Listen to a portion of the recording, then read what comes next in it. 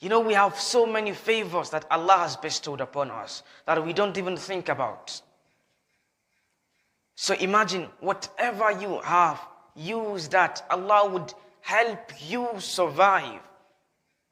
I know of so many people, they earn small salary per month. Let's say 8,000 naira per month.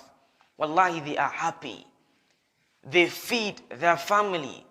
They are very happy.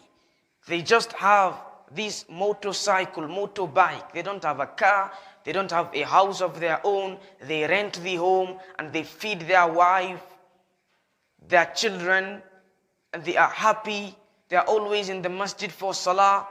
They are good, they are responsible, they are kind, and they have all these qualities in 8,000 naira per month. And the one who has 200,000 naira per month, he can't sleep. The peace is gone. There is no contentment. There is no happiness. Why? Because he can't thank Allah. He can't appreciate that Allah has granted him and then use that to utilize and live a beautiful life. When you have more, you upgrade your standard. When you have less, you degrade or downgrade your standard. They say cut your coat according to your clothes. When you have more, you may want to improve. You eat 3 meals a day, your salary increases. I want to take it to 5 meals a day. When your salary decreases, 3 meals a day.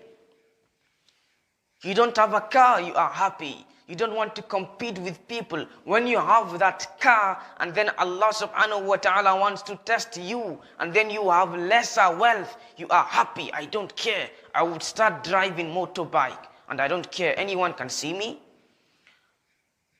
Yeah, by the way, Allah granted me the wealth to buy that car. Now the wealth is no more.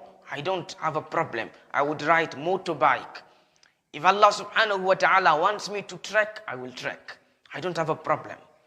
These are the real people who have happiness, contentment. Because Allah is the one who blesses us with all these favors. Allahu Akbar.